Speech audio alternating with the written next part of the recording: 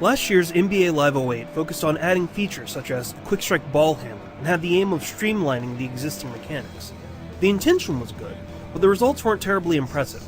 So NBA Live 09 promised to return to basketball fundamentals by focusing a little more on play calling and strategy. It's back to basics. Ankle breakers, low post play, and pick and rolls are all heavily featured now. Whether this proves to be a more realistic basketball sim or not is highly debatable though. First off, the good news.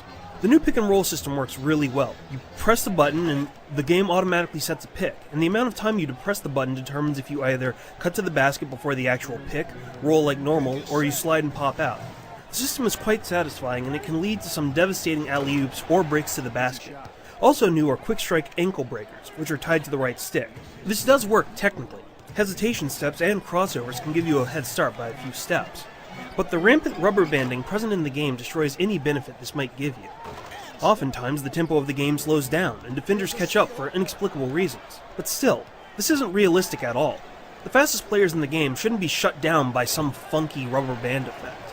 Another disappointment is the new lockdown control, where you can immediately put a body on a ball handler with the left stick. This does make low post play much more involved because there's a lot of guesswork of what exactly the ball handler is going to do, just like in a real game. However, it's also hit or miss. Sometimes your player just won't do it, and sometimes it misreads the motion, and it creates a gap to the lane. It's a good idea, but it really needs to be tweaked before it can be fully usable for the game. However, the main addition to NBA Live 09 is the Dynamic DNA system. It basically takes info and stats that's gathered by Synergy Sports Technologies and updates your game with this data every day. This means if a player is traded or injured during the current season, that will happen in the game too. This also extends to team and player behavior. If a player's been sinking threes like no tomorrow, that info will be put into the game. Now this sounds pretty cool, but there are a few problems with it. For one, the new season starts in a month, so people will have to wait to fully use this feature.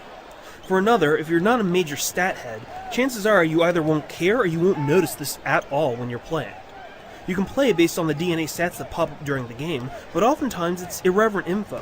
Sometimes you'll score from the low post and you'll get a stat about the perimeter. Or you can spin to the right and it'll tell you something about that player spinning to the left. But on the positive side, the DNA can also suggest plays based on conditions of the game, and that part actually works rather well. Overall, it's a cool idea, but it'll take the real season to start to see just how well this will deliver. There's also a new RPG Lite element in the form of the NBA Academy. Drills can augment your player's stats in Dynasty mode, and the points you get from objectives can improve your staff's stats. My gripe with it is that it feels very unrealistic. Any sane GM would just fire incompetent staff, not wait for him to slowly get passable or improve his skills. Overall, this game just feels unfinished. The Be a Pro mode feels tacked on because it only relates to one specific game that you play and nothing else. There's a lot of clipping and a lot of collision problems, animations can be very awkward, and the crowd just looks completely awful. There are some good ideas in NBA Live 09, but I can't help but feel that they were undercooked. It's still a solid game of basketball, and people will have fun with it if that's all they're really looking for. But for the rest of us, well, it's back to that old unfortunate sports adage. There's always next year. For the full written review, check out IGN.com.